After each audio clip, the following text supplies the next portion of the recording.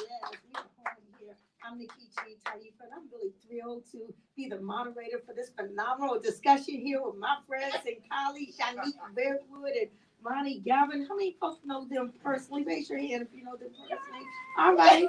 And how many of y'all heard about this and the topic? We quit America sounded intriguing, and you want to come over here and hear a little bit more about that here. Yeah, that's what I'm talking about. And how many of you all are familiar at all with Randall Robinson and his book, Quitting America? Anybody here? Because I know that was the inspiration. But before we get into that, I want to let the Sankofa audience here know a little bit about you two before we get into some specific questions and answers. But first of all, the title again, We Quit America, Our Exit from a Country Designed to Kill People. Black people. Yeah, y'all don't have the black in here. Okay, yeah, right. I knew there was something missing up in there. But because of the Supreme Court, I said I won't just read it myself. I said maybe that was okay. Yeah. Wow. The title itself is even provocative. But let me give the audience here just a little bit of view of who you two are. And we're going to start with you, Dr. Yanique Redwood. Okay.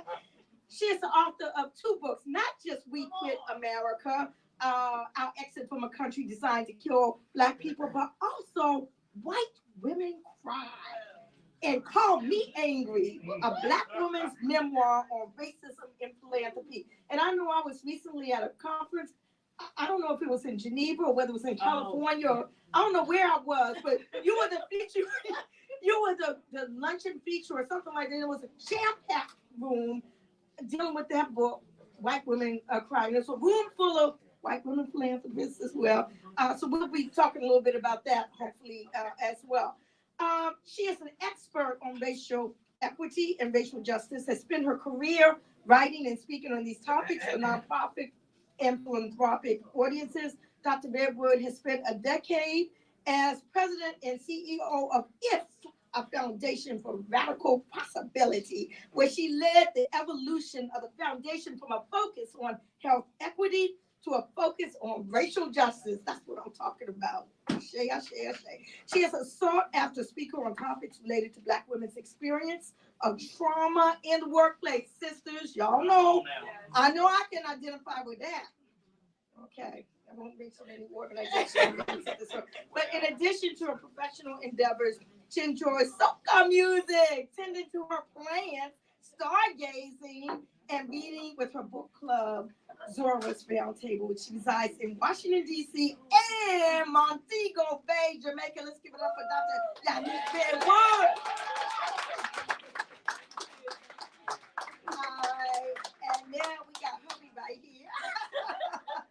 We got Brother Ronnie Galvin, who is also the author of We Quit America, Our Exit from a Country Designed to Kill Black People. He was most recently the managing director for community investment at the Greater Washington Community Foundation. In that role, he served as a primary thought leader, strategic advisor, and coach in the formation of a new strategic plan that challenged the foundation to lead more explicitly with racial equity.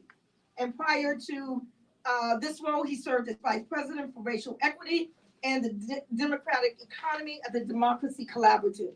He also fulfilled other leadership roles at Community Change, a national nonprofit that builds the power of low-income people, especially people of color, to fight for a society where everyone can thrive, and Impact Silver Spring, a human, all right, give it up, centered network that tackles the root causes of racial and economic disparities. In addition to his professional endeavors, he also enjoys soca and house music, DJing, reading biographies and nonfiction books, and debating, yeah, I do know that, and debating social and political issues with our friends. And he is also the chair of the DC Reparations Coalition. He resides in Washington, D.C., as well as in Montego Bay, Jamaica. Give it up for our authors right here. And before I ask you all to give us a little view about how y'all met each other, I mean, how did these two power, phenomenal people end up together? Before I do that, there's something I saw missing from your host bios. I'm not quite sure why. It's it's not in there when you all were talking about what you like to do. But from reading the book, the first thing that came to my mind, what happened to the comedy? That y'all love comedy. You know, how many folk have read that you love comedy? You know what I'm saying? I'm just curious. Yeah, you got to stick that in because it's all in the book. I mean, I'm just saying it's one of the things that really piqued my curiosity and my love because I love Black comedy, you know, as well. But let's get back to y'all. Okay, tell us a little bit about how you met, and you know, give us that story. Okay, we're gonna do the short version because the long version is a lie. It started at the nightclub, and I was minding my business with my friends. You see what I mean? And she came over. She said, "Shawty, what your name is?" That is not how it went. That's not how it went. It was much more boring than that. I was working in Atlanta on a community-based participatory research project with Georgia State University. And with those kind of projects, you need to be in relationship with the community. And rightfully so, communities should look at you funny when you are coming into their communities talking about being in partnership. So I went to a meeting, evening meeting, trying to convince this community to trust the university enough to be in partnership. And Ronnie was there in his role as the vice chair of this community organization. And that is how we met. That is where we met. And then you were giving your presentation, and I was sitting in the corner of the room. So anybody that does organizing in community, at the end of the day, you gotta have this meeting, right? You know that like sometimes you get tired, right? So I was sitting in the corner, kind of like this, and my bow tie was undone, and I was listening to all this, and now mind you, she was looking kind of cute. She was making and she says she looked over at me and she got the that I was arrogant. Yep. And like nobody, folks in the room, am I arrogant? Yes.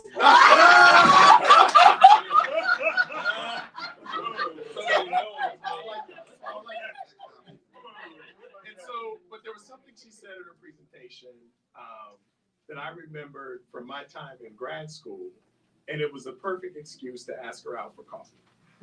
And so one thing led to another. We started organizing.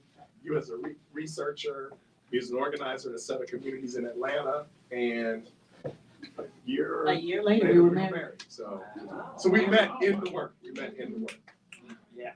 Wow. All right, so you all both agree on that. That version. Oh, yeah, sure. Okay, that's it. So I'm just curious, why this book and why now? Why this book, Quitting America, and why now? Yeah, let's hear about that. Why this book? Why now? So this book has been in our hearts for about 10 years. I think you introduced me to Quitting America by Randall Robinson about 2014. We started traveling to my home country of Jamaica.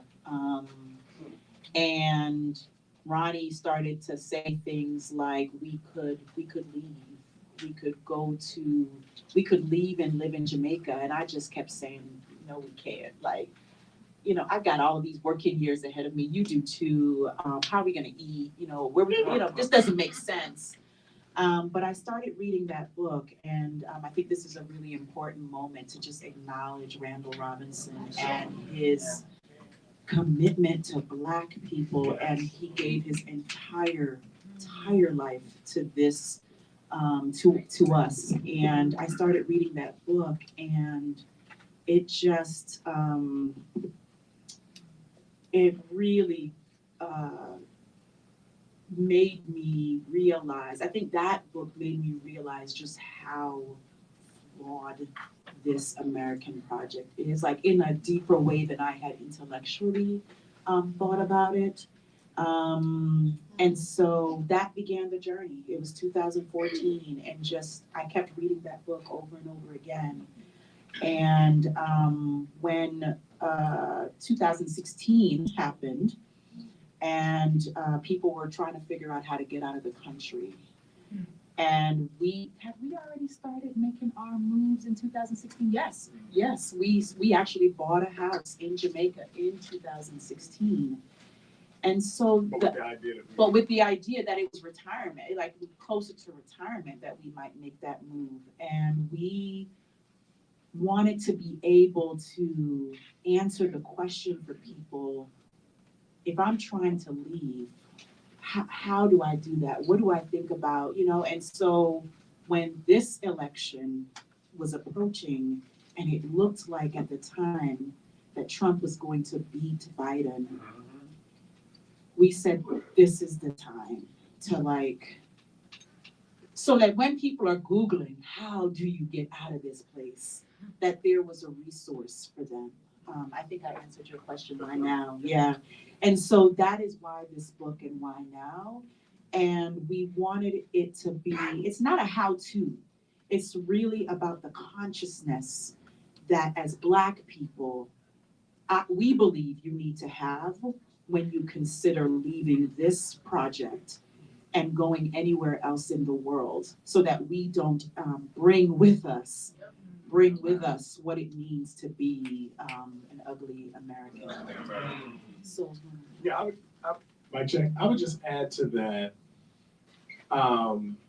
So when the switch happened between when Biden stepped down and Vice President Kamala Harris stepped in, there was a lot of energy. Y'all remember that? Yeah. Remember the first, was it 60, 84 million Black women on the call? Oh, yeah, I was on that call.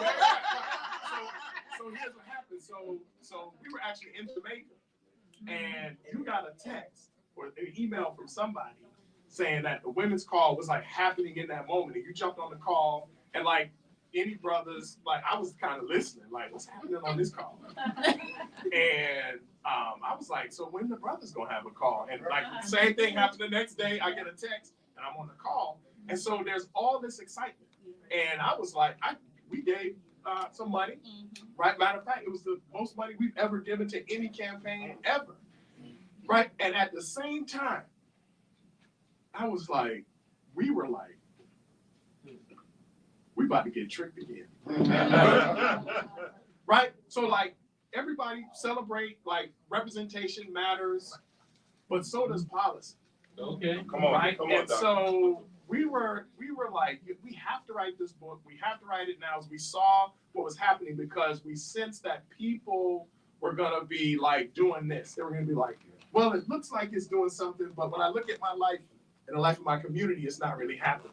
And we wanted to bring this book into the conversation to incite our people's imagination about what's possible. And I think you say in the book, where you were born or raised isn't where you must live. Right.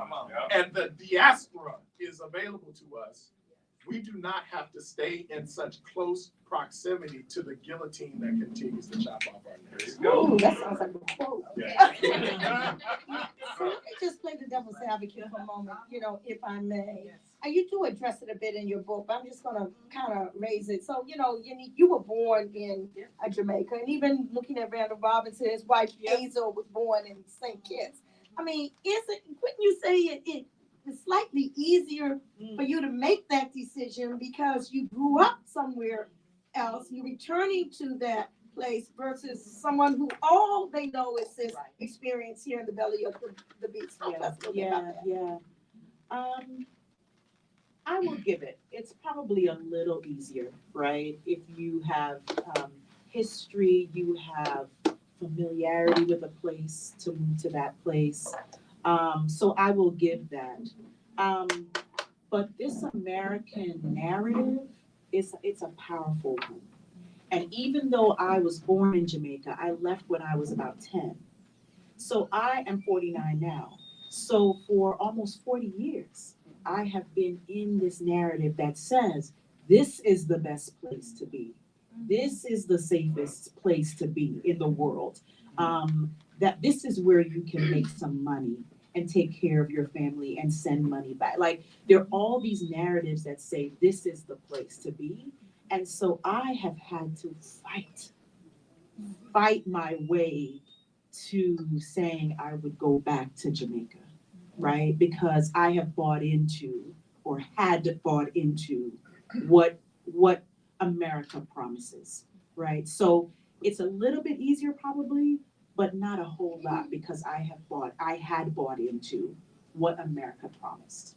So let me turn to Ronnie just for a he's the moment, one, not because from Jamaica. if you were not married to Yanique, would this have been a decision that you would have come up with? I think so, and I think it's because of Randall Robinson. Mm-hmm.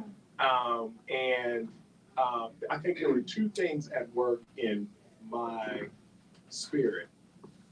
One was imagination, right? The sense of like there's got to be something more than what's happening here. And one of the arguments that we've gotten online, phone calls, texts, and in spaces like this is like, well, my ancestors built this place. Why would you leave this?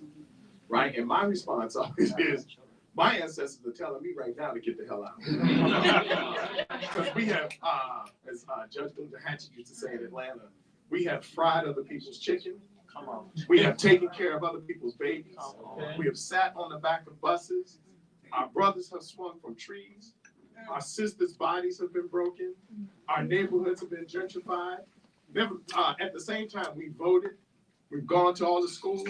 We've marched. We've done everything that they said we're supposed to do to be in this democracy, and still. And so while on one side, my imagination was saying there's got to be something else. On the other side, I think that was what was propelling me. And this was, we all remember, so I'm also a minister. And one of the things they talk about in the church, some folks wonder if sometimes I'm even Christian, but in the church, they talk about the come to Jesus moment. Right. Well, all of us have had a come to blackness moment. Yes.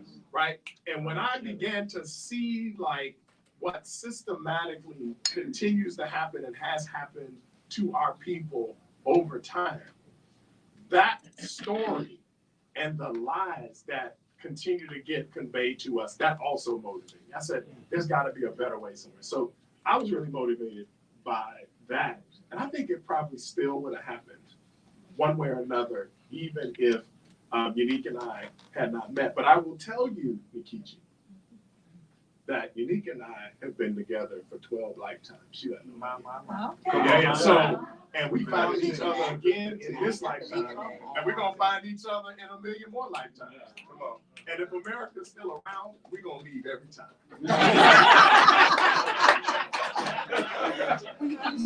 Yeah, can I just read just a quick thing related to what Ronnie was just talking about? This is in chapter. 12 lifetimes? No, not about the 12 lifetimes. It's a beautiful love story. This is actually in the first chapter where we talk about why we did this. And it says, Black people, we have tried everything. We have prayed for relief and we have strategized.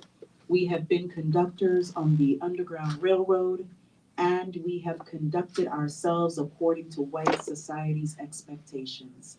We have protested, and we have led uprisings. We have burned down plantations and police stations, both of which have been hubs of state-sponsored violence with officers intent on controlling Black bodies.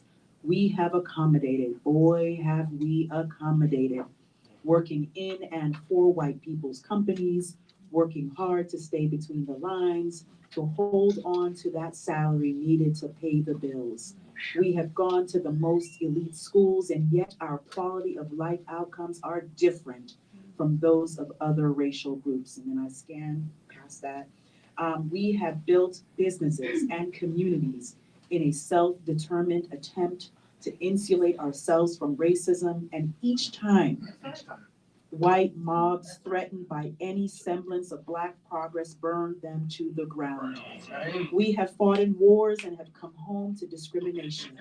We have voted and turned out the vote.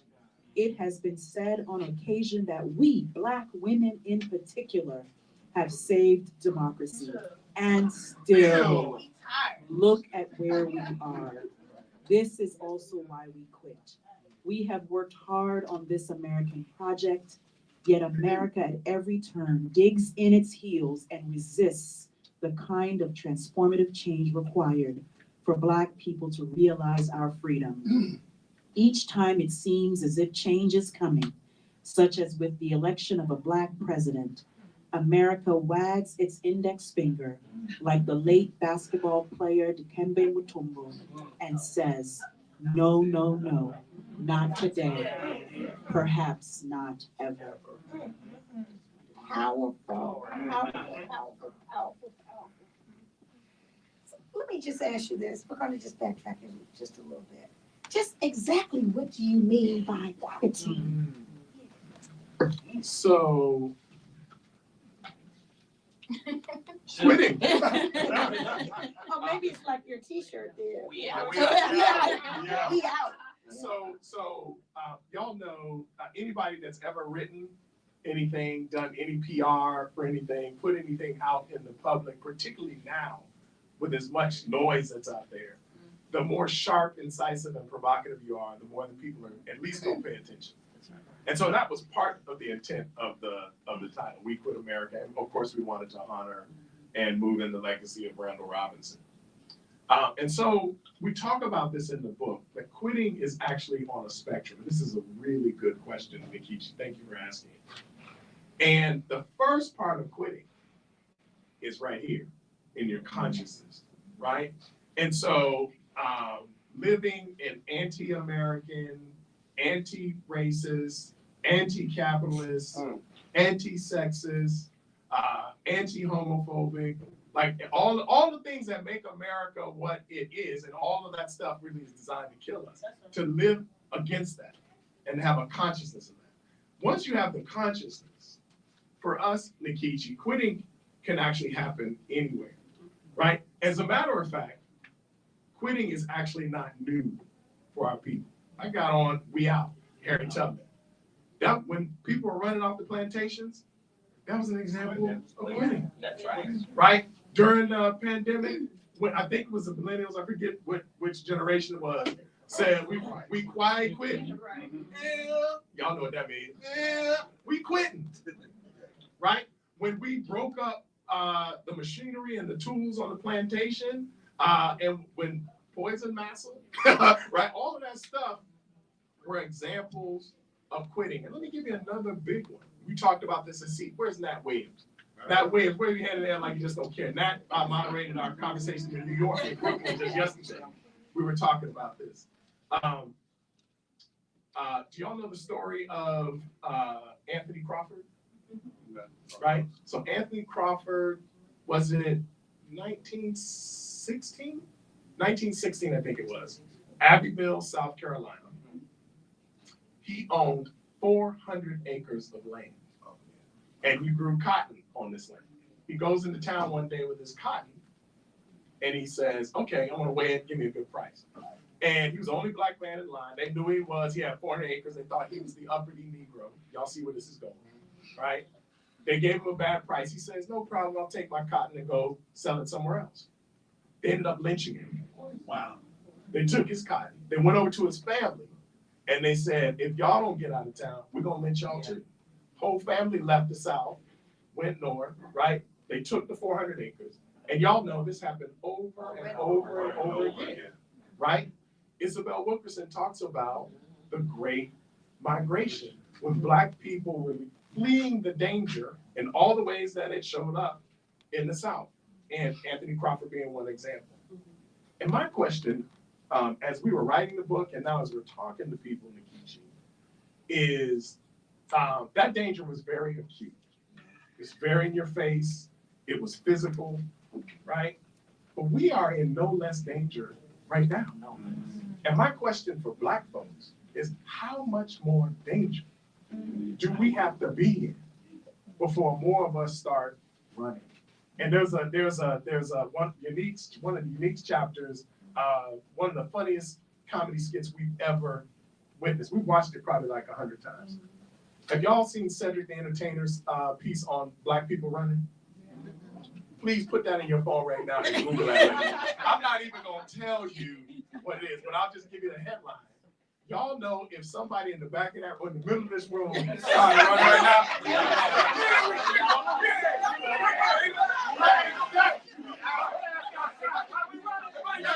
That's right.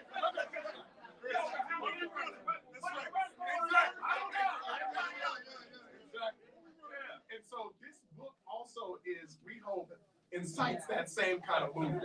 Like, we're running, we've interviewed, there are 20 people in the book who we interviewed who are already started running and are in place around the world.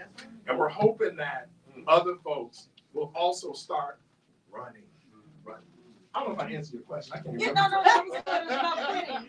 You look like you're about to share something. The thing is, there's a young woman in Chicago that we are so taken by. We interviewed her for the book. It was she might have been the last interview. We were in Chicago. I was giving a keynote there, and I was talking about the new book. And she came up afterwards and said, when I was talking about quitting America, she said she turned to her husband, who was sitting next to her, and said to him, I think we've quit America, even though she lives in Chicago. And that's because she and her husband, they needed a bigger home as they were starting their family. Their house was too small, but it had no equity. Not where she lives. She says she lives in the hood. And she said, instead of moving out, trying to find a safer, wider, more expensive house somewhere else, what they decided to do was just watch the auctions and buy a house in their neighborhood. They spent less than $40,000 on that house. They had been saving, they paid for it cash. So they have no mortgage. They have no rent. And they have a huge plot where they're growing food. They grow everything on that land and share with family. And they have this whole community right there in a part of Chicago. I forget what neighborhood. And so for us, right, quitting it's a consciousness. It doesn't have to be outside of the United States for people who don't feel like that is something they can do. So we talk about the spectrum of quitting. So I just wanted to share this woman. Oh, and this woman, when we asked her the question, well, what are you going to do about your retirement? What are you doing about retirement? Because we asked everybody we interviewed that question. What do you do for income? What do you do for healthcare? And what do you do for retirement? And she said, I don't believe in 401ks. And I was like, you cannot believe in 401ks. I was like, what are you talking about? She's about 35 years old. And I said, well, what are you gonna do when you stop working? And she said, I know I'm vulnerable, but because of the capitalist underpinnings, because shareholders are the ones driving what happens with these companies, I cannot, in good conscience, establish a 401k. And this was at a time, so Ronnie and I feel like we're doing something. We're leaving, we're doing this, we have stopped contributing, but we had just been talking like, okay, when are we gonna start contributing again? Because we need to save for retirement. And this young woman has said that there are other ways to think about. She said, I have my home, I have my garden. We have folks who live in Puerto Rico, they live abundantly. Like I wanna reconceptualize how this retirement thing. And lastly, we interviewed a woman in Thailand. Same thing, she's about 35. I said, what are you gonna do about retirement? And she said, I'm already retired. Period. I said, what? What? You know what I'm saying? So people are doing it and they're figuring out how to think differently about this idea of retirement. And lastly, for real now, lastly, we talk about the retirement construct in here. The guy who invented, created the soul, all of that, he said, I quote, 60 was too young, 70 was too old, so we came up with 65. It's random, y'all. It is completely random. It's not based on anything. So we've got this 65 that everybody's looking forward to, right? And for Black people, we don't last that long because of what racism related stress is doing to our bodies. That's right. And so this idea that we think that 65 is going to be our age just like everybody else, and then we're going to live 20 more years off into the sunset, that is not the reality for Black people. And so anyway, just rethinking this retirement construct. And one other thing that's happening with folks who do make it, whether Black or not, over 65, and you start digging into whatever you save for retirement and maybe Social Security, lots of folks are finding out that ain't enough, right? So you got to go right back to work anyway, right? And so it's just this perpetual, it's another lie. It's another lie, perpetual cycle. So I might ask you about a couple of other of your testimonies, but before I do, we're talking about all of these things, and Ronnie, we know that you're the chair of the DC Reparations Coalition. I haven't gotten all the way through the book, but so far I didn't see anything about reparations on there. So I want you to speak to that, but I also want to proffer something, if I may, before I even open it up to you, if I may. A lot of people don't realize that after the Civil War, we had a number of options as to our political future, okay? Were we going to go back to the place where we had been stolen from and kidnapped from, or what they call today repatriation? Were we to go somewhere else? We have relatives in the islands and Haiti, all over the place. We've been cruelly fragmented. Were we to stay here and strive to make a multiracial democracy, i.e., what they call accept the offer of citizenship with the 14th Amendment, or were we to stay here and establish an independent Black nation on this soil, since we have built this country, negotiate with the native peoples and the like. And we proffer that each one of those options that we had then at the end of the enslavement era are options that we have here now today, but not empty-handed. That's part of the reparations settlement. For those who want to repatriate back to Africa, they should not be required to jump into the ocean and swim naked. Okay, they should have the resources necessary to be able to reintegrate into that African personality that has been so much snatched up. Those who want to go somewhere else, to Jamaica, to Puerto Rico, to wherever, to Cuba, to Haiti, or whatever, should have the resources, reparations to be able to do that. Those who seek to want to accept this offer, and that's another whole discussion about offer a U.S. citizen. You can't take a free people and tell them that they've got to be a citizen of your country, particularly since they lynch the father and rape the mother and sold the children out to the relative. So it was an offer to be accepted or rejected. Should have the necessary reparations to make that American dream a reality. And then for those who want to establish an independent Black nation state here on this soil, okay, should have the reparations. So in terms of reparations, in terms of quitting America, and we are in the throes of reparations being history in the making right here, right now, Ronnie and Yanique, where do you see that as coming into play with respect to we quit America? So I don't know what else to say after all that. I mean, that was it, right?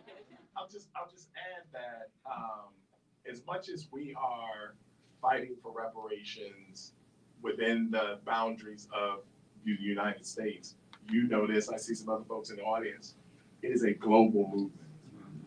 And so my hope would be that and there are actually forces inside of our own country that are trying to just make it about the United States, when it's actually a global system. Like, you can go to any place in the world, right? And Black people or the darker people are going to always be doing worse one way or another. And so my hope is that reparations becomes even more globalized, and not so centered even on the United States. And so, to your point, like, what if like Black folks across the diaspora were moving wherever they wanted, however they wanted, with resources, right? Reparations could be a part of that. So wherever Black people are on the planet, I think we should get reparations. So I'll just start that. So again, Randall Robinson really guides me here again, right? And so, you know, lots of folks may know about his book, Defending the Spirit. He's written An Unbroken Agony about Haiti. I think he wrote a children's book about a little girl, like right before he died, right? But the two books that really caught my attention were The Debt, What America Owes Blacks, right? And the second one, which I didn't like as much, but I like the title, right? The Reckoning, What Black People Owe Each Other. And it's in the context of this quitting frame, right? I think you've already laid out reparations could help fuel, advance our ability to live and move and have our being wherever we decide to be on the planet. So I agree with that. But the other part, why quitting is not just a reparative act about what we might get, but also what happens between us.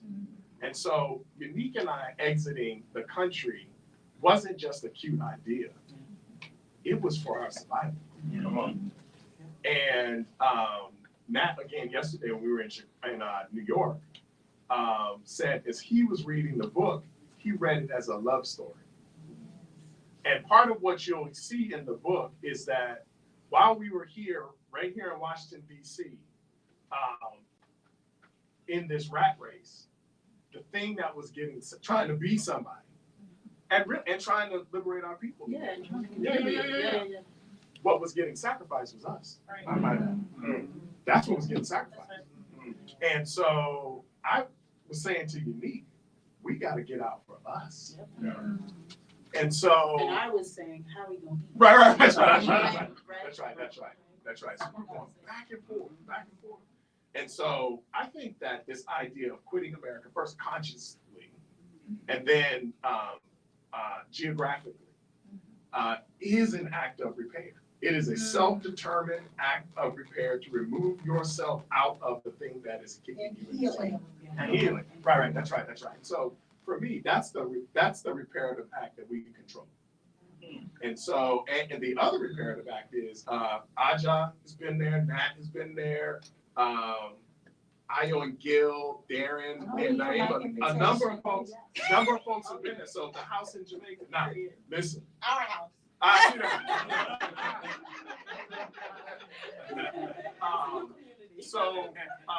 When we first purchased the house, Yanique said it was meant to be like a place we could go to when we retired. We were thinking like everybody else was 65, whatever it was.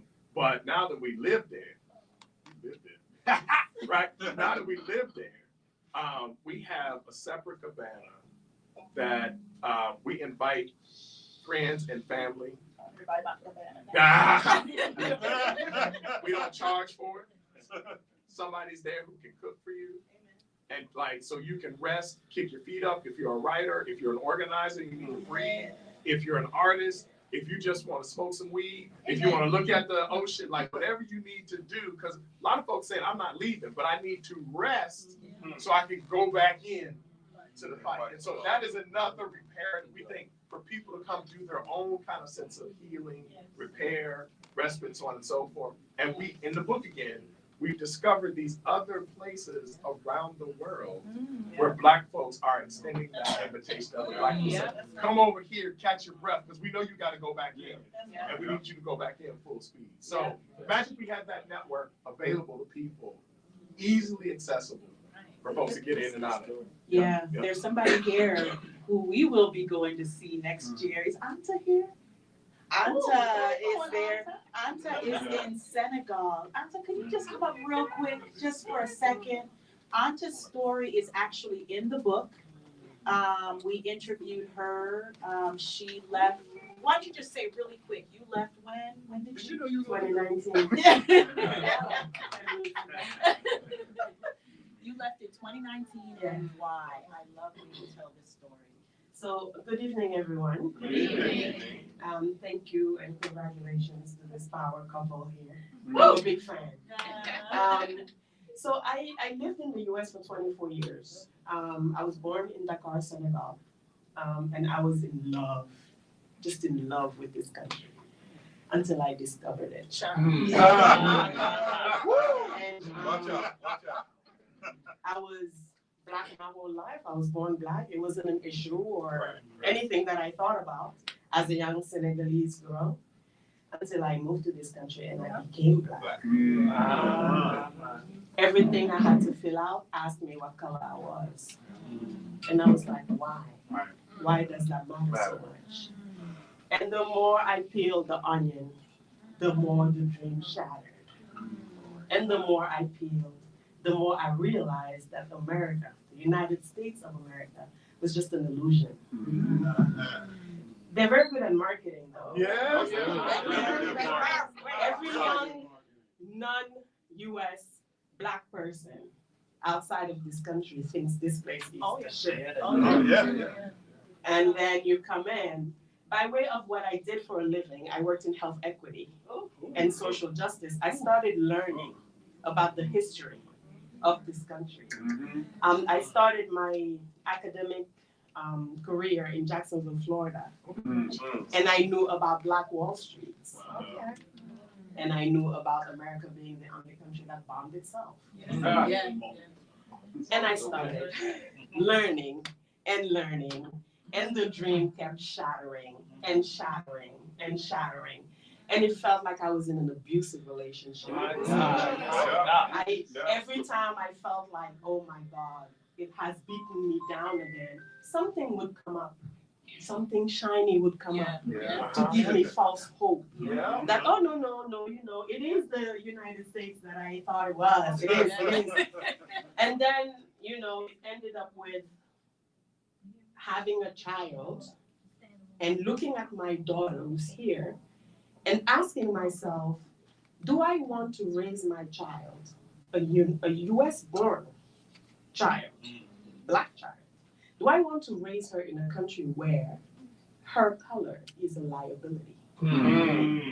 Do I want to raise her in a country where I have to teach her you have to act different in order to save your life? Come on now. When I didn't have that, when my parents never had the talk being about race with me growing up, the straw that broke the camel's back was when after my mother's passing in 2018, I went to the movie theater and I watched The Hate You Give. And I was already mentally just shocked. But I watched the movie and the parents had the talk with their children around the table. And the talk was about, this is how you act when police stops you. That day is when I said, I'm extracting my child from here. Because never will I have this talk with her. Never. If I can't tell her that her Black is bold, her Black is beautiful, and that she needs to be proud about that, proud about this, and that she comes from greatness, and so does every one of these people here. Because the story didn't start with slavery. Come on. It didn't.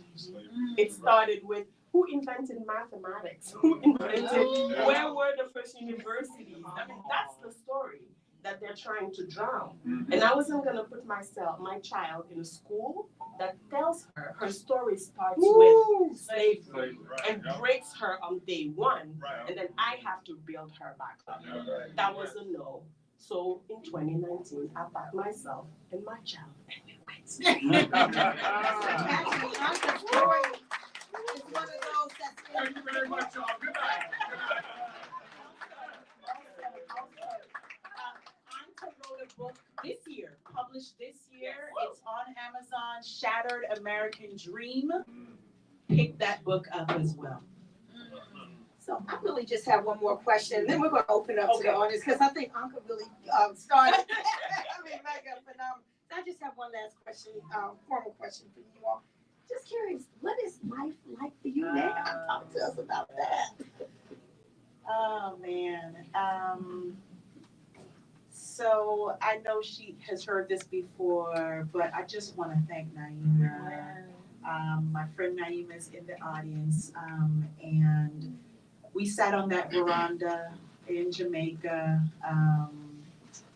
and she was like, this can be real for you. Even though I was so doubtful, I was just like, I kept asking that silly question. Although it's not silly, because I think that's how we are brainwashed here. How you gonna eat? If you don't play this game, how you gonna eat? And I just kept asking that question. And Naima said, it's possible, Yanique, for you to have what you want. And so living in Jamaica for me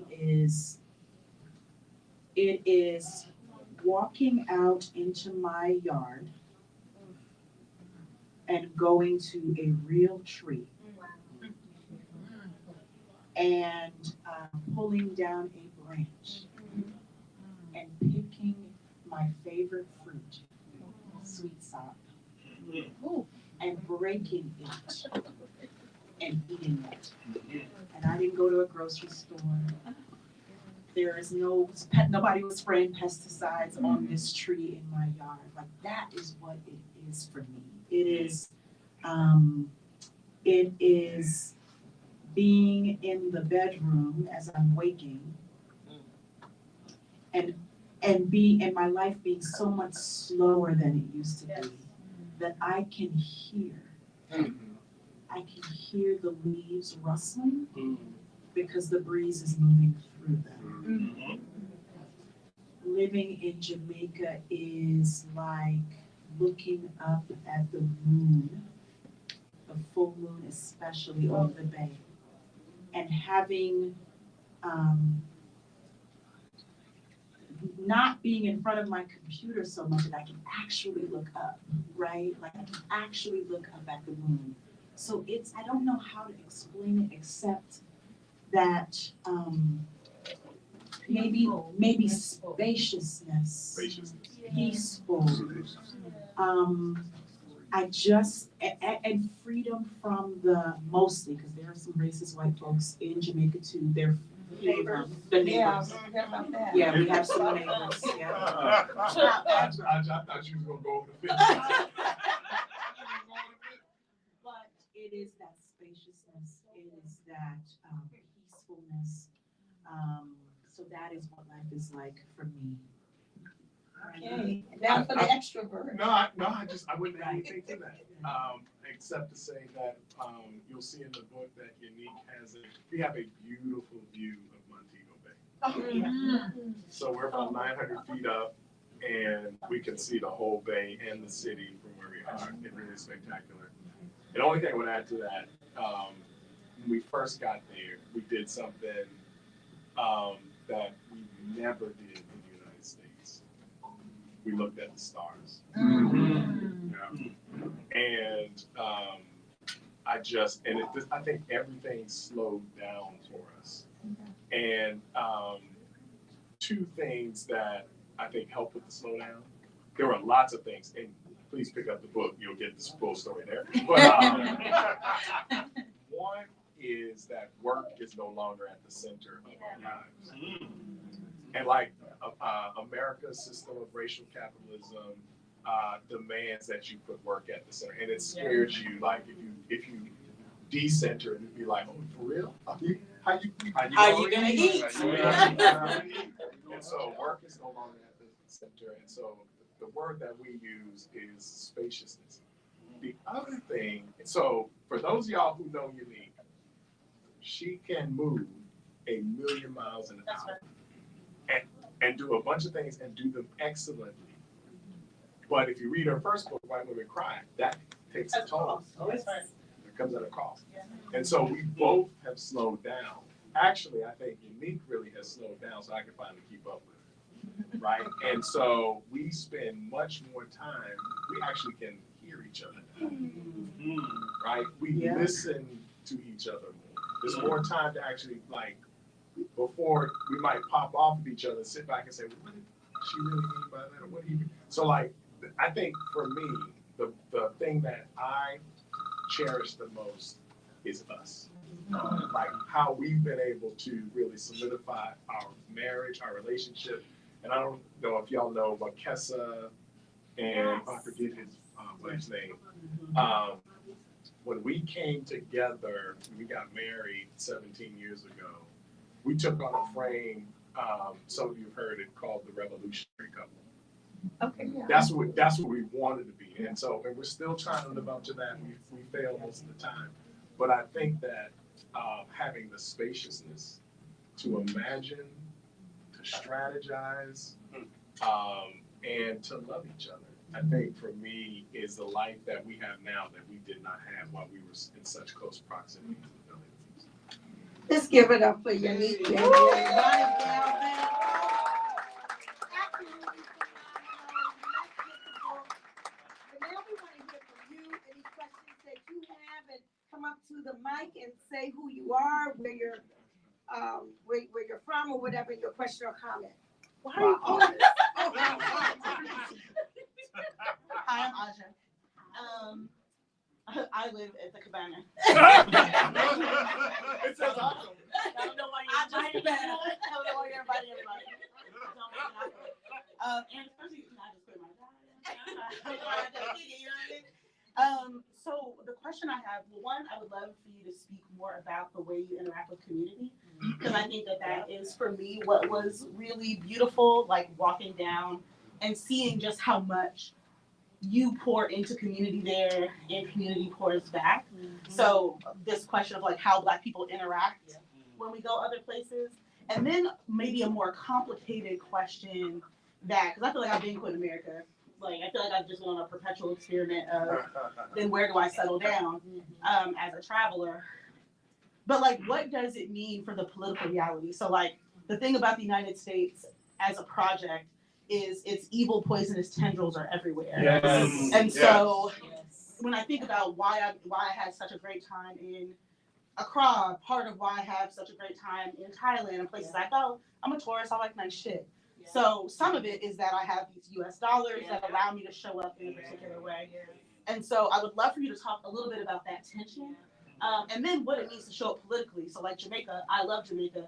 And like most of Jamaica's beaches are privatized, something I didn't know until I moved into the cabana. That, you know, I gotta pay $20 every time I want to go to the beach, right? And so like what that means for locals, right? What that means for Jamaicans. To me, it was nothing. And what it meant to then be at a beach where it was mostly other white folks or other tourists who also could afford what should be the property of the people. And so we'll let you talk more about that. Amazing question. We have a whole chapter dedicated to this very question about all the contradictions that you have to negotiate. Ronnie wrote that chapter, so I'm gonna have him respond to that question. So I'll respond quickly to both. So how we move in community. So Nkechi asked us how we met. So we met in the context of doing work in our community. And so I think we carry a sensibility to like really ground ourselves in place, to move with care and curiosity.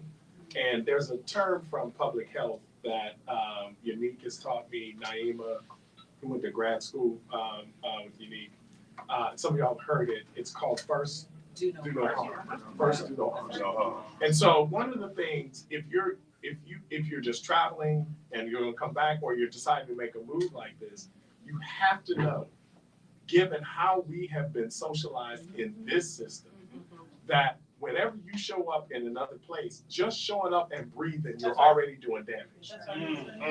Right? And so if you have that in your mind and you believe that, right, then you're going to automatically do a couple of things. One, you're going to move slower. You're going to move with more care. And some of the things that may make you uncomfortable, like if I could speak for Yanique. What are you about to tell them? Like, so Yanique really likes air conditioning. I do like air conditioning. Right? That's right. And so, or like, so that's your big thing. So for me, like the roads in Jamaica are treacherous.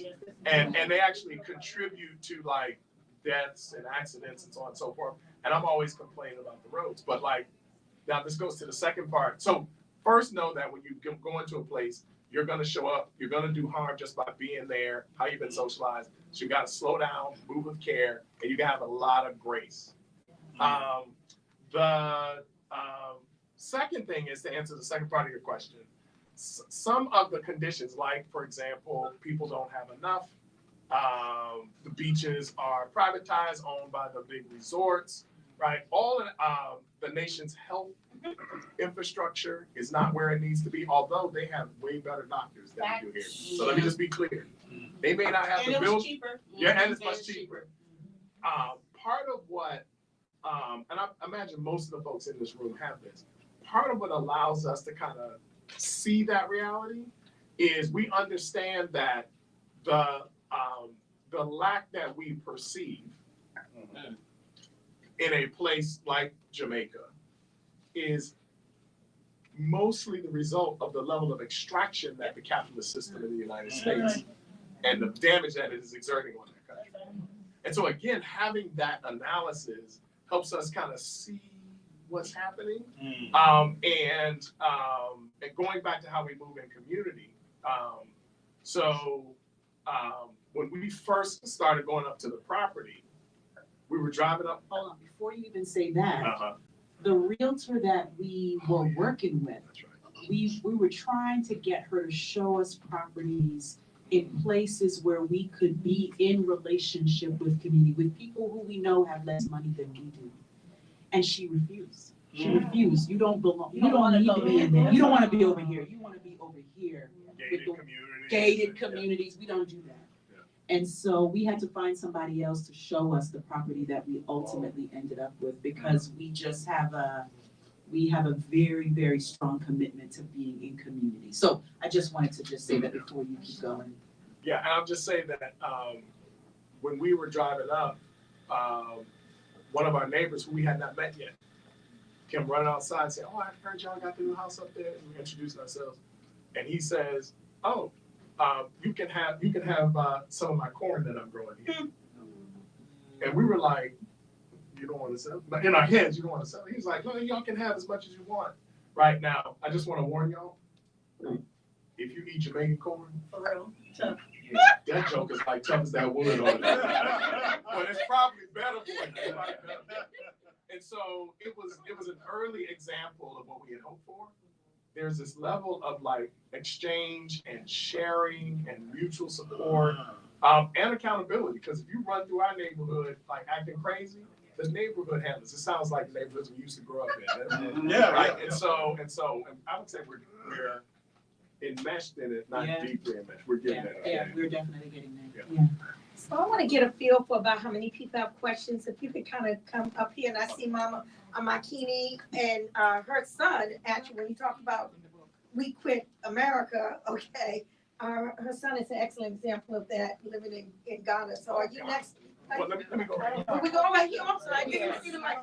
So I want to get a feel for how do we do. Put your hands up if you have a question or a comment. I just came forward. I'm not sure who's next. Okay, we'll be next. We'll have you next. Okay, good. And We'll have introduce you next. yourself. You're next. After this. Okay. Okay, please. No, you have the microphone.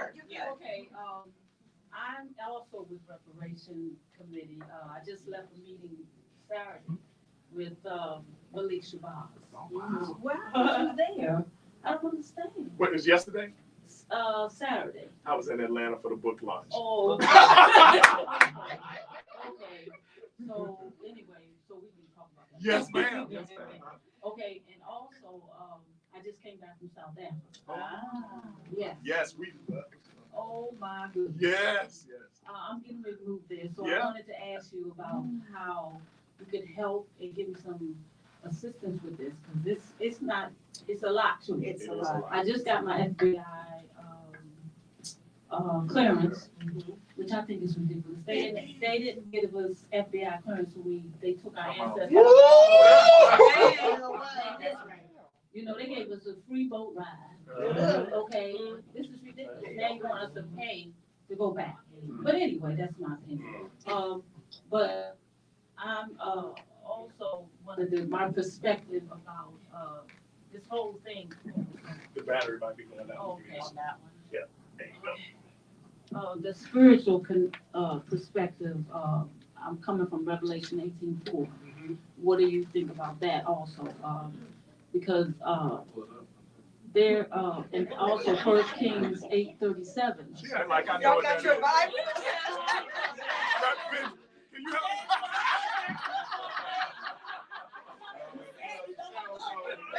I ain't that kind of Christian. Cassandra, can you help me? I know the book, but I don't know that chapter and verse.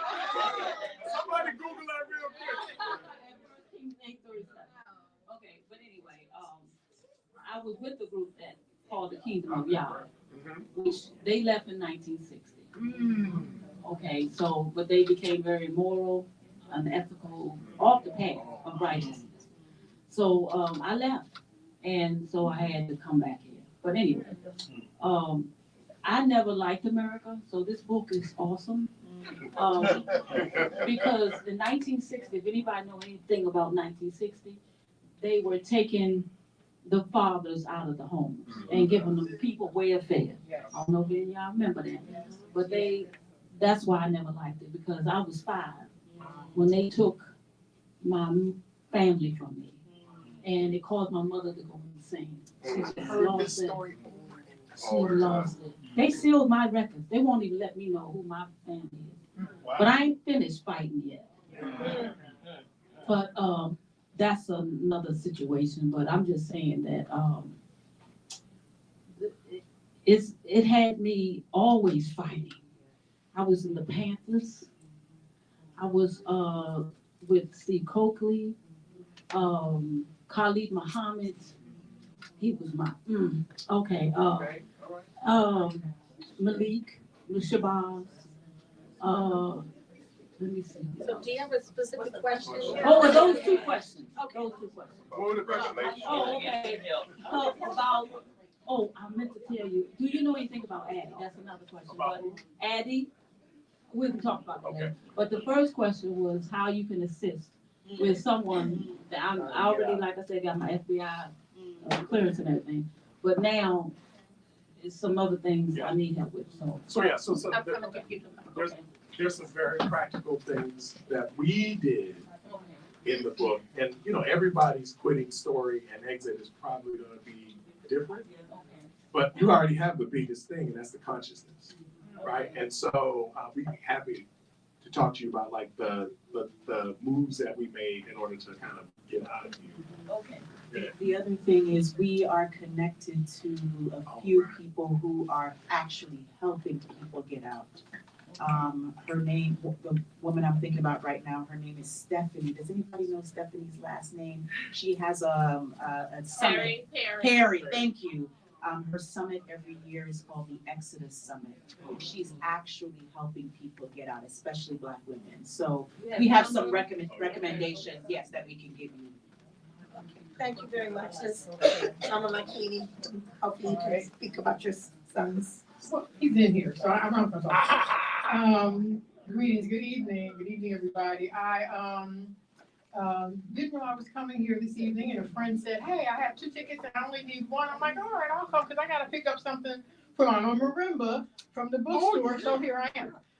And here this is. So thank you so much for writing this. I was hoping before I opened it that you referenced Randall Robinson, and you did.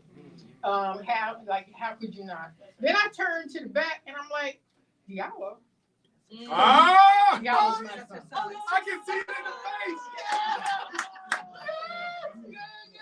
My question, I do have a question. Who Diallo is. So Diallo Summery was one of the co-authors of the return in 2019 to Ghana. He worked with the president and several Rabbi Cohen and several others on the continent. And his story is in here. He talks about when we first went to the continent and how he got back to Ghana. So he's there, he's working, he's building. We just had a meeting, family meeting. We got some plots. We're talking about building and really encouraging our family to go. And I'm thinking more about my grandchildren and great-grandchildren taking over those plots. And my question, because I have been involved in activism, I will say, for a very long time, I saw also, I did a real quick scan, but this caught me. quitting confronts our inclination to stay and fight.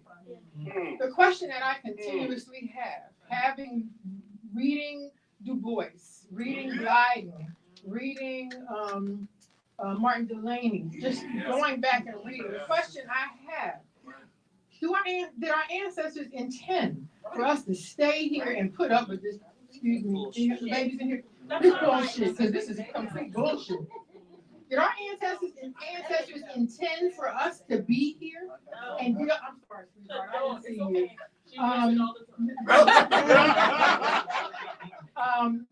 you. That's my question, and how do you feel about that? I didn't read the section that it deals with our inclination to stay and fight, because we can fight every place because racism and colonialism has made its mark around the globe. How we see each other in other places.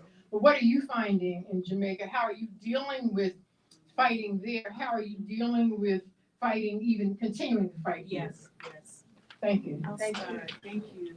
Thank you so much, and thank you for all your questions. Thank you so much for that question. I'm so honored to meet you, given that we talked to your son. I can't believe it.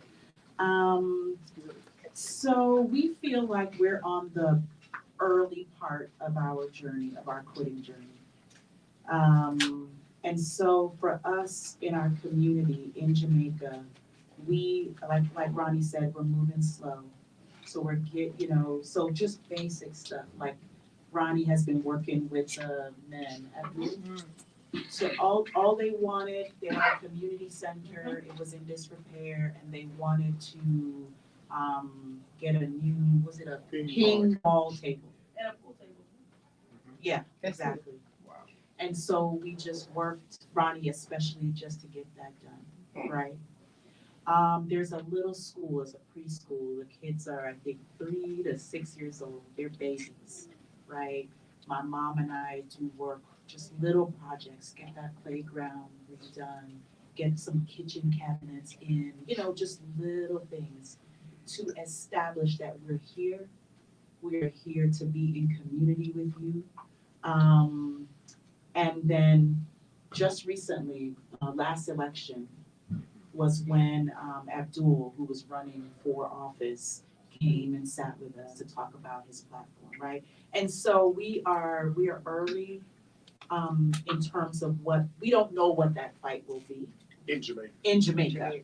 But we are moving slow so that we can be in community in the right way, like in the ways in which people want us to be with them.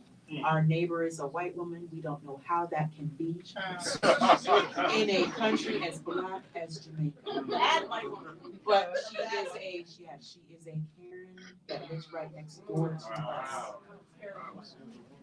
And Because we allow them in and we give them all of our secrets. She's from everywhere. Colorado. Oh, there you go. And that entitlement. You brought that entitlement with her. Exactly. And so we've had so many run-ins with her. We talk about them in the book. But she has complained to us when we first met her that, the community, they won't listen to her ideas. She tried to figure out how to help them with the community center and they didn't want her ideas. We don't want to be her. So if it's a pool table or a ping pong table, then let's work on that. If it's you need to work on a playground for the kids, okay, let's work on that and then see where this relationship goes. So that's the posture that we're taking right now. Ronnie, I didn't mention that Diallo is the chief of development. Diallo is the chief of development in the village that he received spiritual training in Yami Veteran. Being the chief of development, what he did is exactly what you're saying you're doing. And that is, don't tell people what they need. Ask people, what do you want? What do you need? We know. That's right. They've lived there long enough to know, have an idea. And so I am certain that you will be able to just make your inroads and have an impact by simply asking and being patient. And being patient. And one other thing about Diallo, is we asked Diallo, his story's in the book. And we went over for the year of return too. Okay, yeah. And when we asked him about retirement, he said, I'm building my retirement for me and my family and the generations to come on Ghanaian soil. So all of that stuff that he could have invested in 501s and 403bs and all that stuff, he said, all that money's going in the ground. My retirement is in the ground. It's for my children's children. Yeah. And the other thing he said is, retire. Why would I retire from the thing that I enjoy doing? That's true. Building a future for his children. Okay, can I read it? Yeah. I'm saving for retirement, but not in the traditional way. This is Diallo. I get money and I put it into the dirt. I'm making investments. I bought land in my village. I'm almost finished building. We have a hotel in Chateau that we built. I'm working on a guest house hotel in my village. I built a community center. Pretty soon I'll start working on my house. So in a way, yes, I'm saving for retirement, but I'm not just saving for retirement. I'm shifting my life. Saving for retirement is an American concept. It is for people who have a job, not for people who live a life that they love. If you live the life that you love, how can you retire? I just have to say something. And what I want to say is that Diallo did not just drop from the sky. I gotta just say that. Because Diallo came from his mother, Makini and Wambiemi. Diallo grew up in the African-centered community, went to an African-centered school, got trained in African traditional religions. I mean, he was made. I mean, I'm just saying. So the fruit that we see now that's emanating from him results from his parents, his grandparents, the whole ancestral lines. I just want to go on ahead and say that. Yes, thank you, Mom. Yeah, no, thank you. Yeah. Okay, who's next? Who's next? Oh, you won't tell me who's next. And then, okay, yeah, well, come on up. Do you have a mic? Yes. Okay. I can't. Oh, no, no worries. Let us know who you are. Hi, my name is Devion. Yes. And I am so excited to read your book. My husband and I will be taking a break from America in 3 to 4 years, so we are so excited. Okay. So one of my questions is, if you did not move to Jamaica, what are some other places you are thinking about? And the second question is, have you all ever thought about doing a YouTube channel or a podcast for people to, have this wonderful information, because you guys are such a wealth of knowledge? Can we borrow that one? Oh, Yes, we can definitely talk about where else we considered. We considered Panama, so that was definitely the other place. And for me, there was just so much Jamaican influence in Panama because of the Panama Canal and Jamaicans going over there to build. So we considered Panama very seriously. My sister is also going to be making her transition, so she did purchase a home in Panama that she will be. They won't do like us. We're there pretty regular. We're in Jamaica pretty often. They'll be back and forth more in like a every few months kind of thing. They're not there. They don't plan to be there daily. We also considered Ghana when we went for the year of the Almost return. didn't come back. Almost did not come back. South Africa. South Africa would be the other place. where? Johannesburg, Cape Town? So Joburg because it's Joburg's black.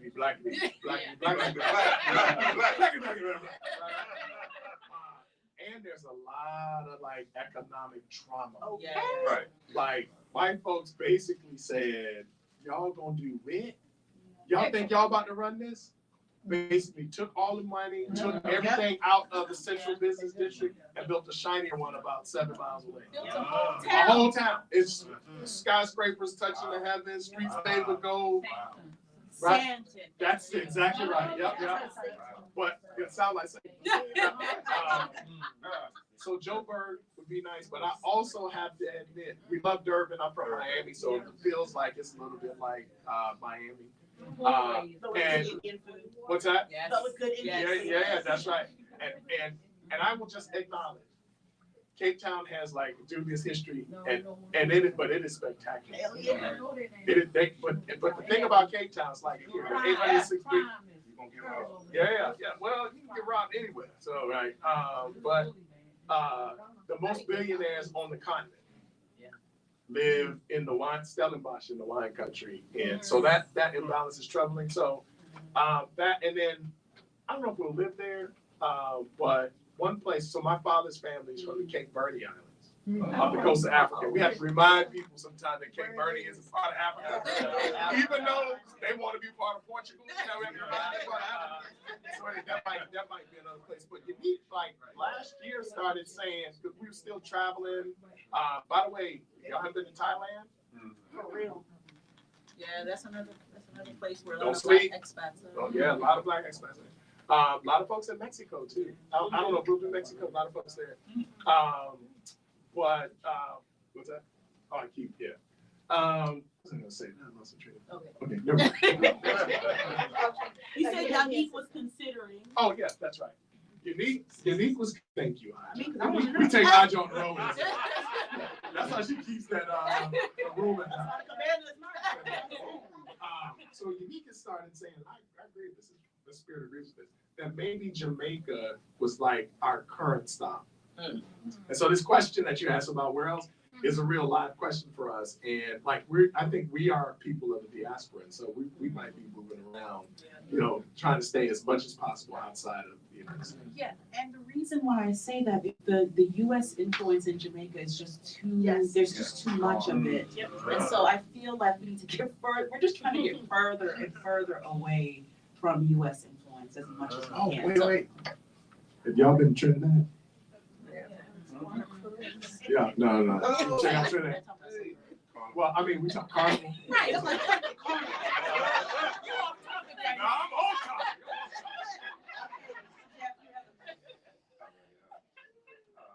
First, let me say greetings to both of you, and thank you for providing such insightful. Oh, excuse me. Let me say. Them cues, they so soft spoken. We're not going into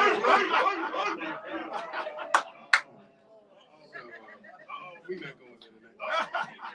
So let me first say thank you for writing such a beautiful, insightful, spiritual book that will lead many along a different path. That's the path I had planned to take since I was a child. So I'd always been like, man, don't bury me in over here. If nothing else, put me in a boulder and push me to the motherland. Miss Sunbray, I need to say this also real quick. I knew your son's father, Diallo's father. We used to talk quite a bit. Never met him. We used to talk about once a week for a long period of time. And hearing the stories about New Jersey and when he transitioned, I wasn't able to make it to the funeral, but hearing what Nkechi just said and knowing her father is one of my uncle frat brothers also, so we keep it in the family. Yes, sir. So that being said, when I first heard that you had this house in Jamaica, that you had purchased this house in Jamaica, we go to the same church, same spiritual upbringing. I thought the plan from the beginning, the moment I heard you got the house, was where we gonna be out. That was the plan from the beginning.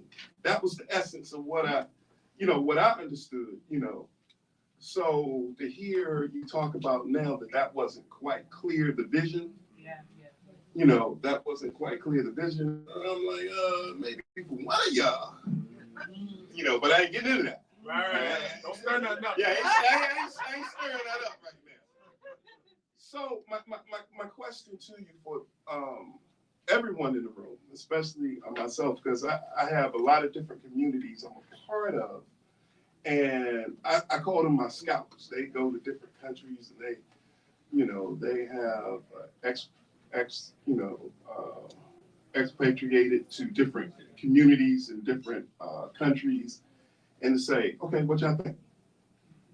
What is the pluses? What are the minuses of this particular community based upon who you are inside? Because that particular country may not be the best fit for you.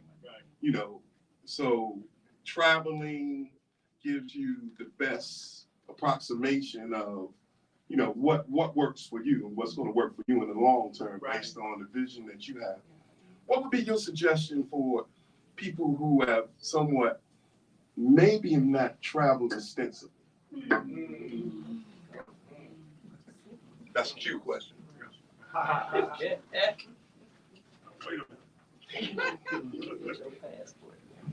don't we get one more question? I just have a comment. Okay, go ahead. Yeah, we'll get the comment and the question. We have another question. Yeah, we do have to wrap because we have to sign books and, you know. Cause y'all gonna buy a bunch of books. Very quick comment. My name is Ronnie Johnson, kind of also words. Known this gentleman here since I came from New York down to school to start the Civil War, and we changed all that when we were there. But this gentleman here, Ronnie, has always been something. So in the group text, and I said it, he's always been someone that has, what he says, if he told me 2 + 2 is 5, it's 5. Okay? I want to say thank you very much for your book and everything that we do in our group chat. I appreciate you. Come on, group You chat. have my commitment. It's a Citadel group chat. Okay? But you have my commitment that I'm going to do everything I can to stay in touch, try to come down and help as much as I can and get some of the other of our alumni involved. Because it's a great effort for what you do. Congratulations to both of you all. Thank you. Including the excuse me, we have one more question. Okay, yeah, and we get them all at once.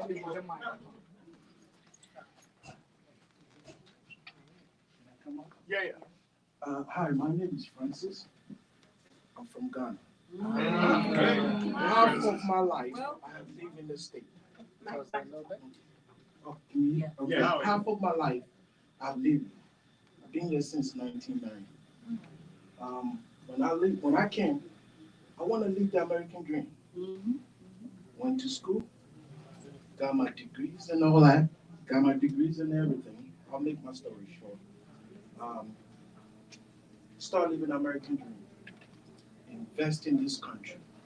Have so many problems.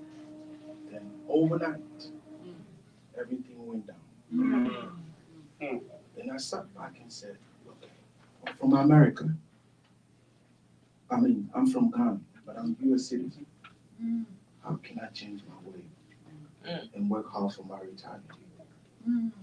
After 18 years, I went back. And that's when I began to realize I haven't made a mistake. I also have one more chance. So I started investing back in. And every time after 18 years, every time I saw, I make sure that every year I go and visit. And the reason why I take this mic, I want to advise all of us over here. Every time I take the flight to go to Ghana, I see a lot of, excuse me, I don't want to mention the name because I'm on camera. We have the best school in Ghana. And when I go to Ghana, I see 1% of black kids. 99% is the other people. White people? And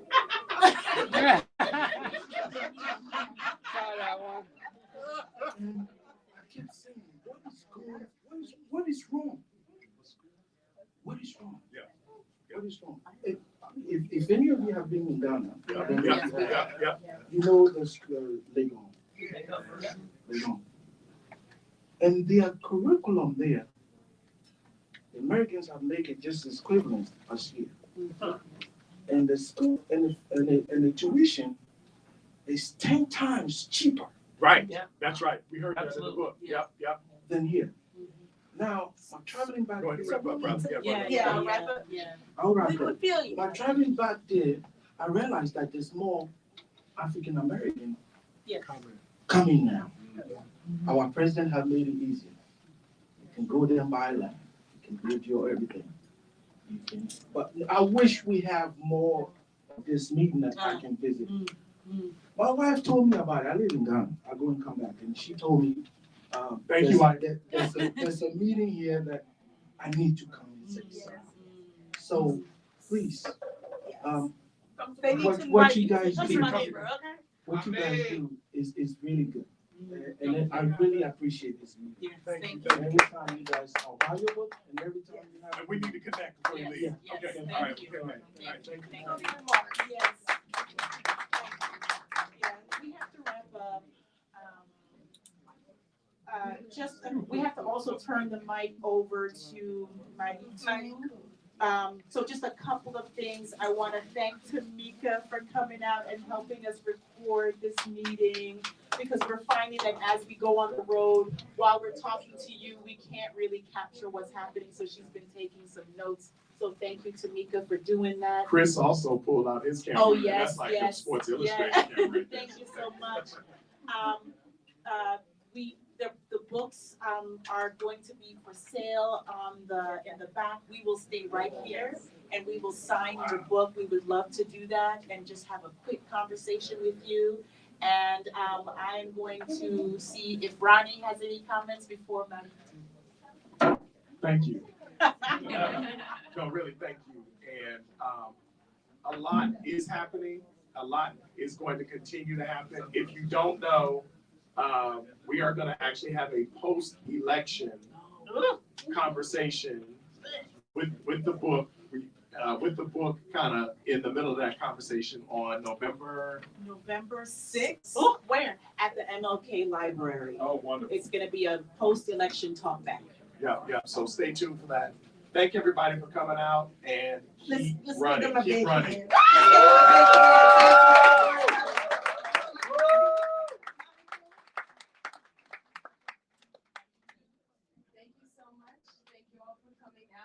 If you could just give me one moment.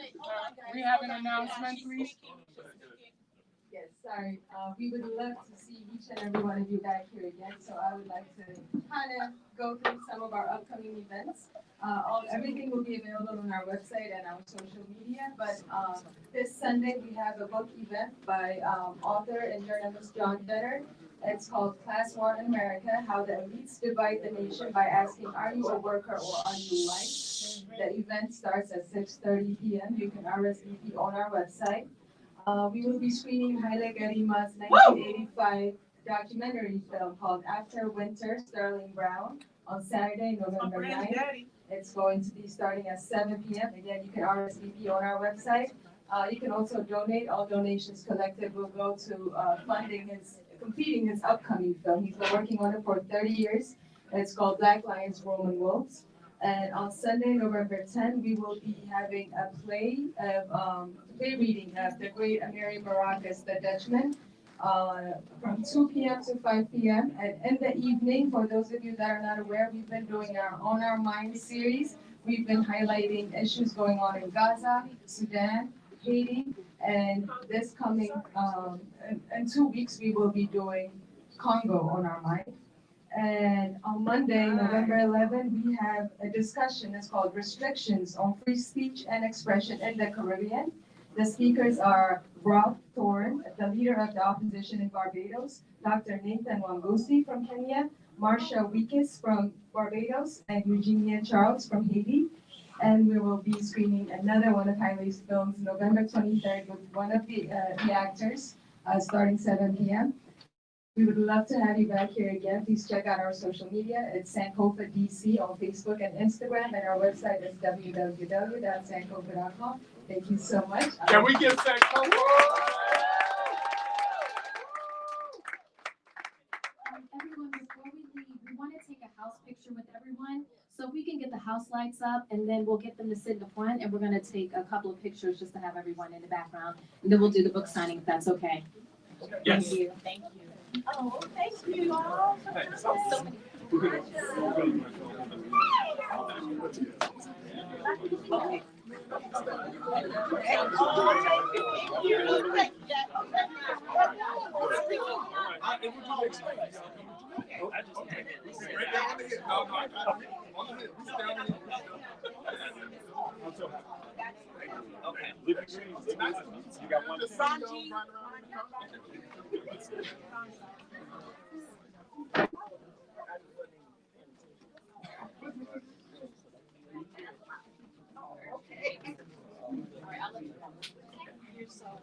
So one thing, y'all, look forward. I need y'all to give your love to Yanique and to Ronnie and to Nkechi. Come on, y'all. I know y'all here now. We're gonna do a few of these. That's One more. We quit. Can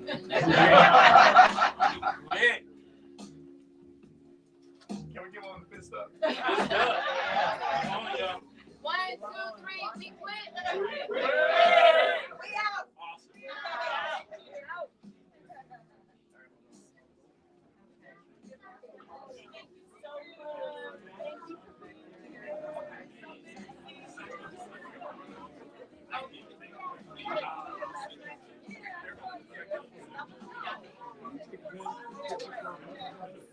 I'll talk to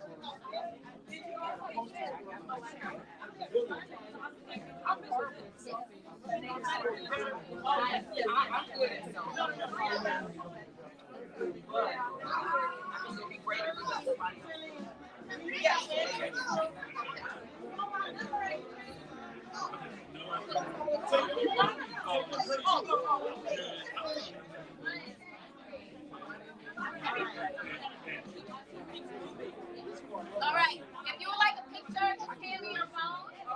I'll take a picture. Oh my God. Yes, that was like 20 something years ago. That's your house.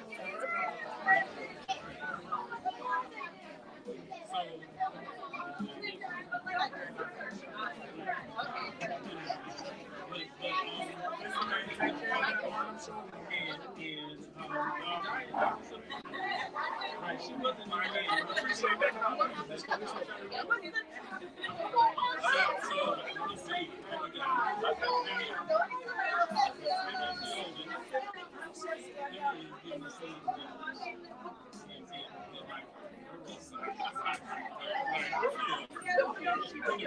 Oh, right.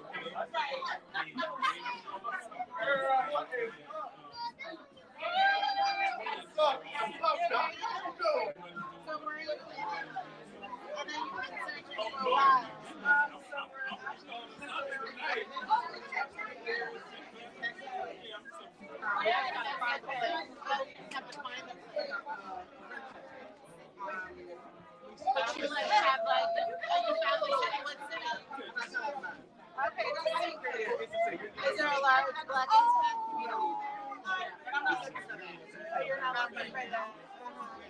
I'm gonna kind of try it out. I'm sure I'm gonna miss it. So that's why I was like a temporary resident. So it's number one on our. Bring that back. Well, there's a lot of maroon communities. There's even a maroon community on the center. In the center and on the west.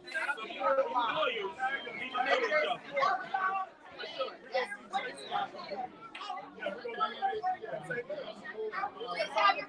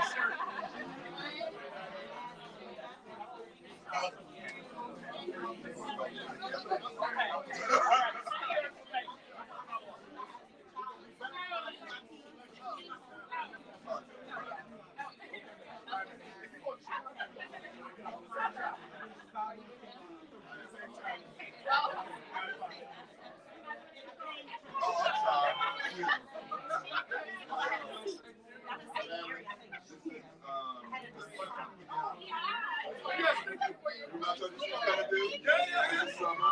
Hey, summer. You know.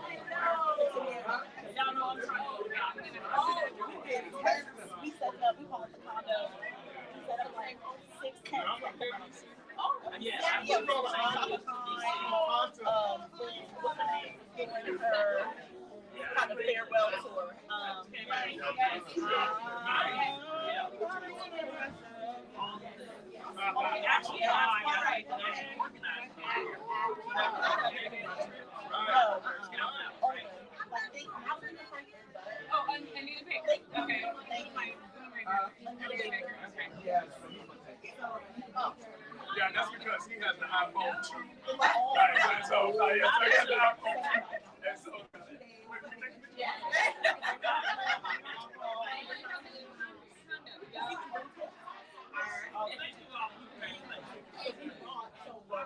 I need to come over there and write. We might have to go every other Tuesday.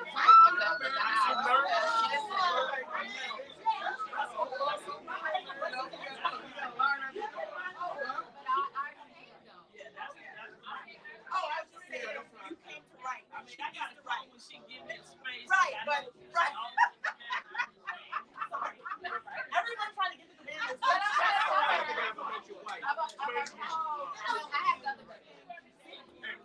And wasn't that wonderful? No, because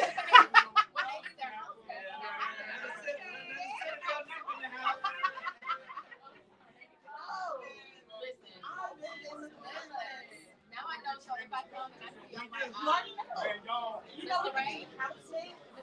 Come on. give her the camera. You coming up here? Yes. To me. Okay.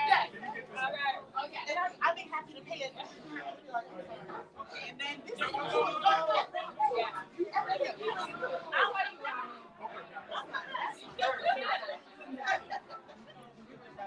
okay, that little fun. And then one too.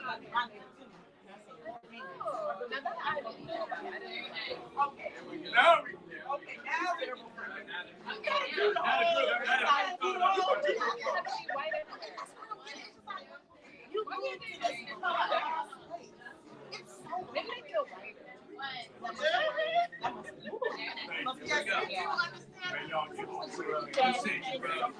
Listen, man, much success to y'all. Much success. Much success.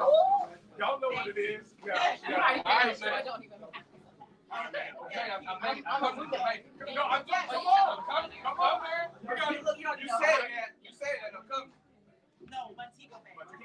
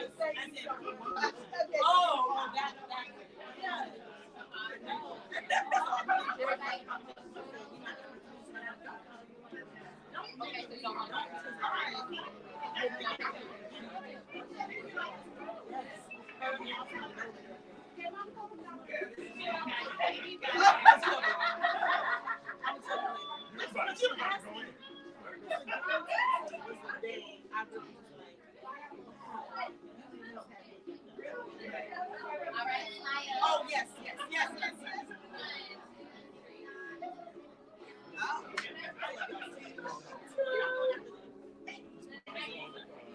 No, we're supposed to be going out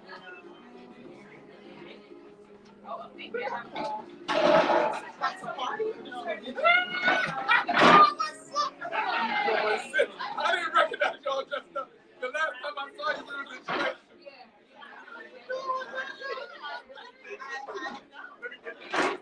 Okay. Let me draw your attention to something. Oh, yes.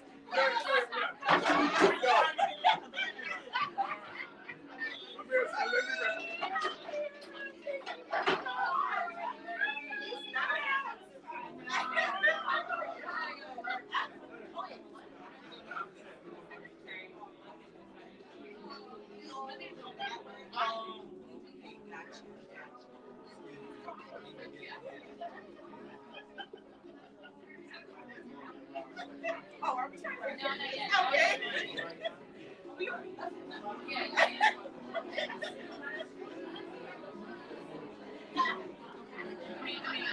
Oh. Thank you all for your patience.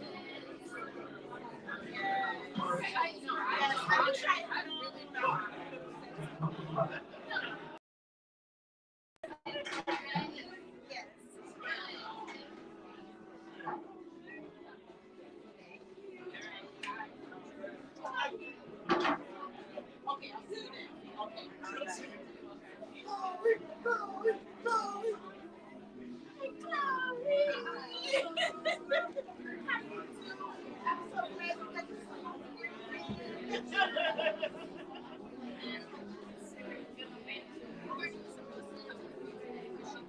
Okay.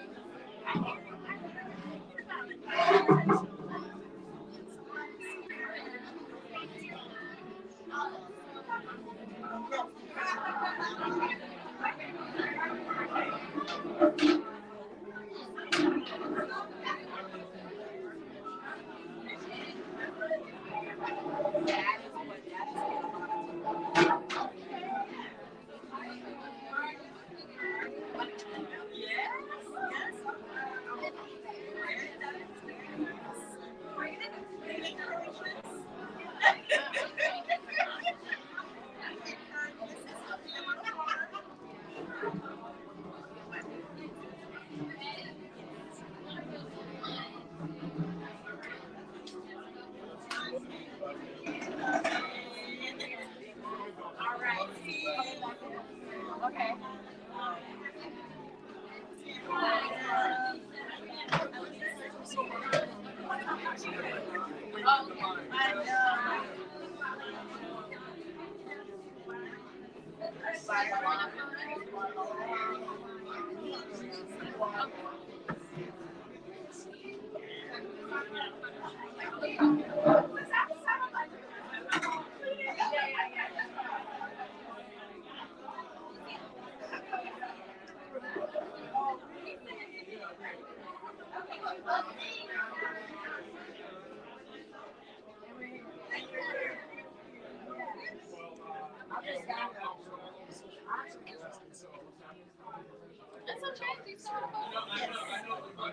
Yes, yes, yes.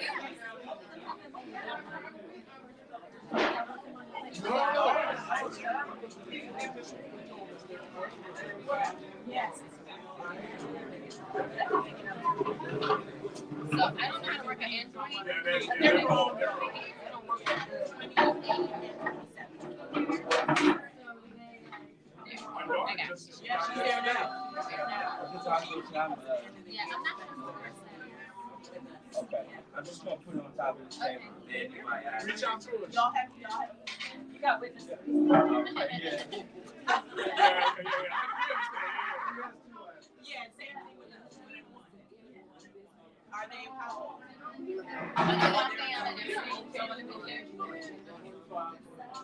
Okay.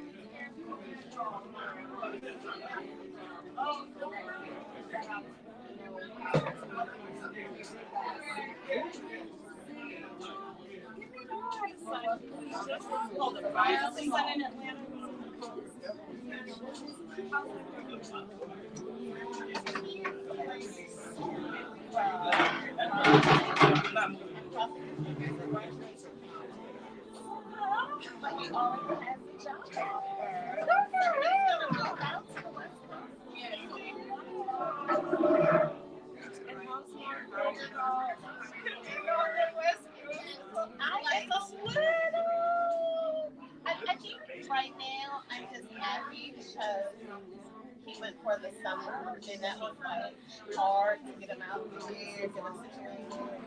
But my husband was like, we are paying all of this stuff. And I was like, yeah, but it's like that's so we got it all, but I was like, nice. We did it. Okay. So we're pleased about it.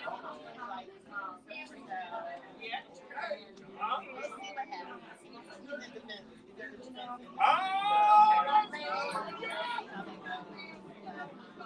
He's graduating this year? Well, so we all went through the degree in second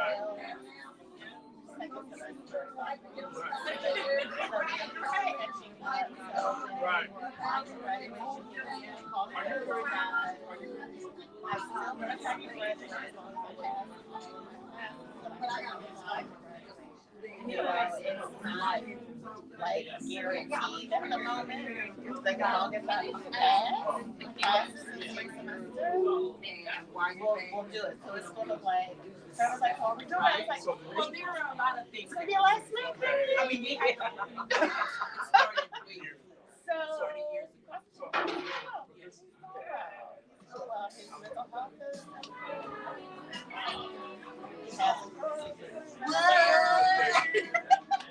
he's not even coming home for Thanksgiving. What? Oh, this is a serious girlfriend going with her.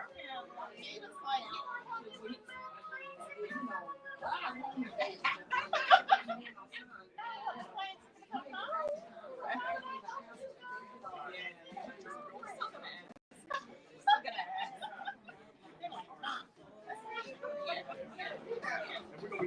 So they're going to her parents for Thanksgiving.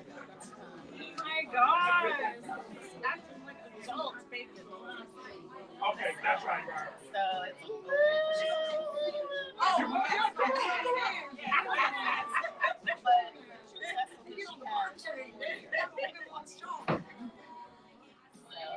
they make it for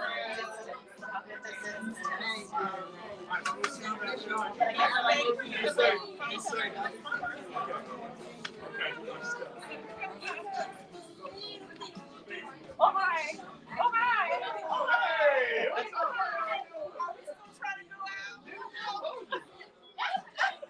You gotta go check that. I'll tell you what I got.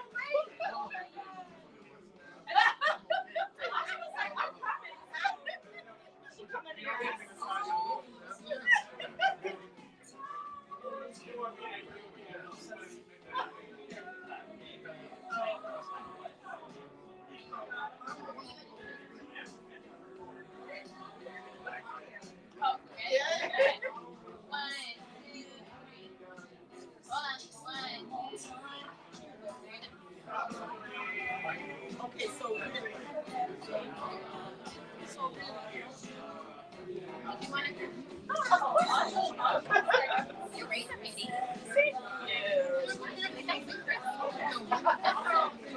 Are they fresh? Because they look real fresh. Yeah. Yeah,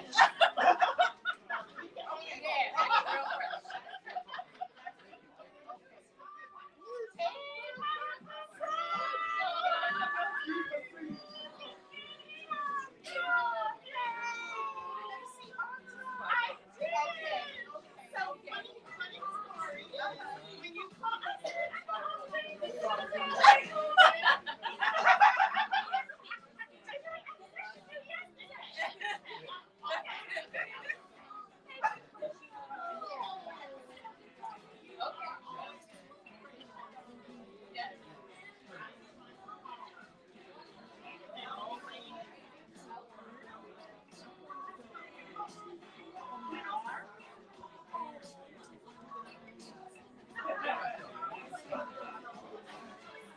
You came back and tell me you could have texted. I'll reach out to you. CV.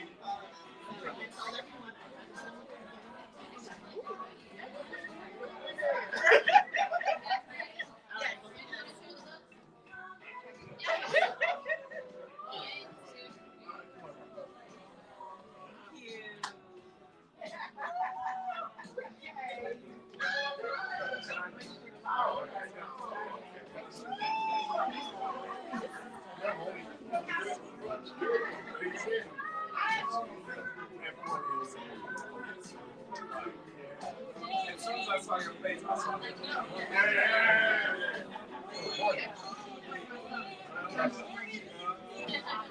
That's perfect. And the best part is the part. Right.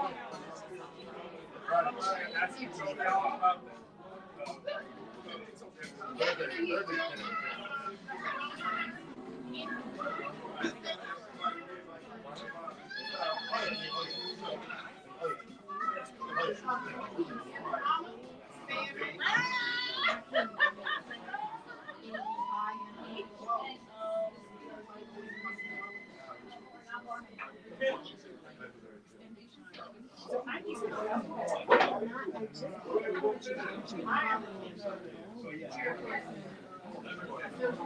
The committee for appeal.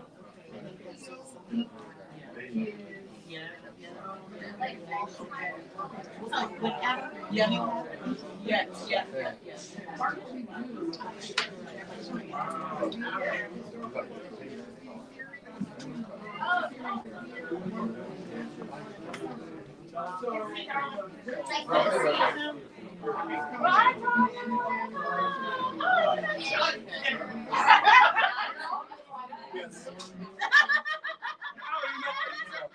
You said mom. There you go. It's not, I appreciate that.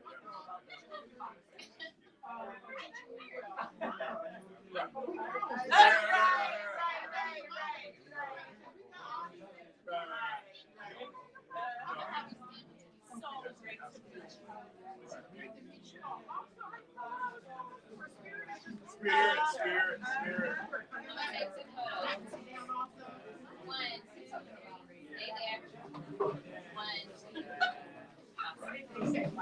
So now, how do I get in touch with you? Yes.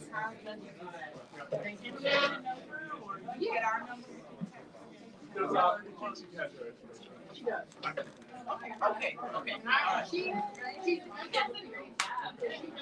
So by the way, I like this.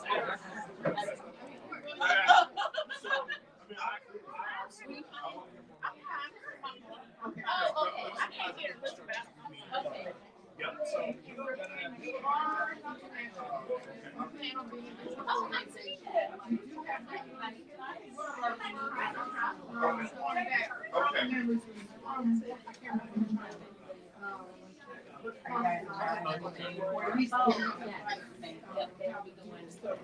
okay.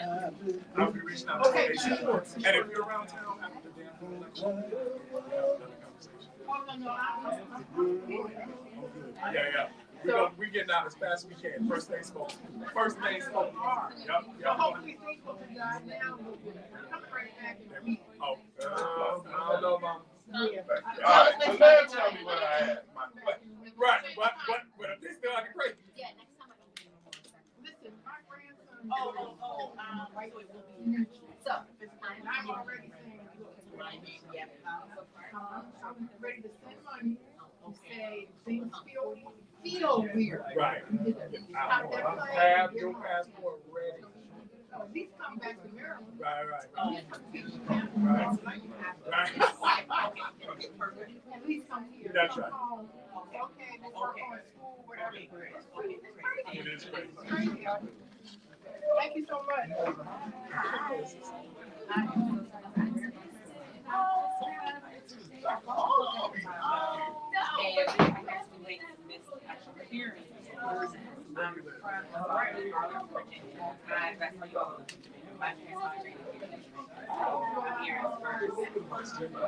You were born here. And so, it's not really a team, but it's always talk about whether we go back. I have never been here. I have never tried that. Here for like the natives where one of the natives came to the house. Right. Right. It's different perspective, right? And then when you compare, certain things here, don't find what many things that we go to take granted. So the galleries are like really sometimes easier. First time.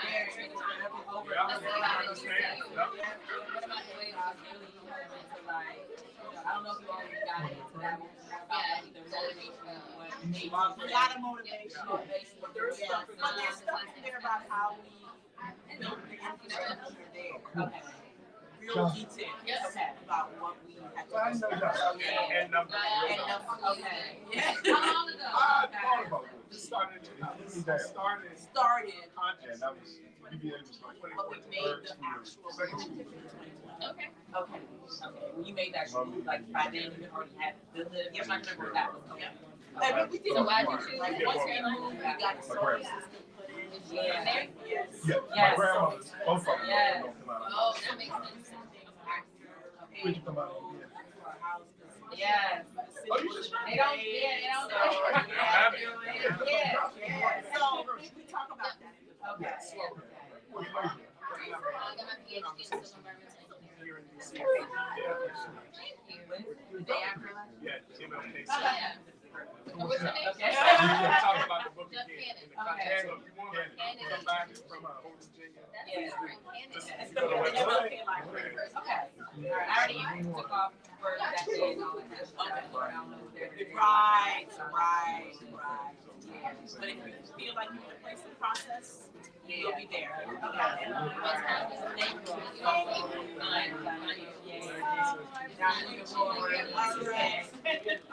Like, I wouldn't be able to see that. That's not like.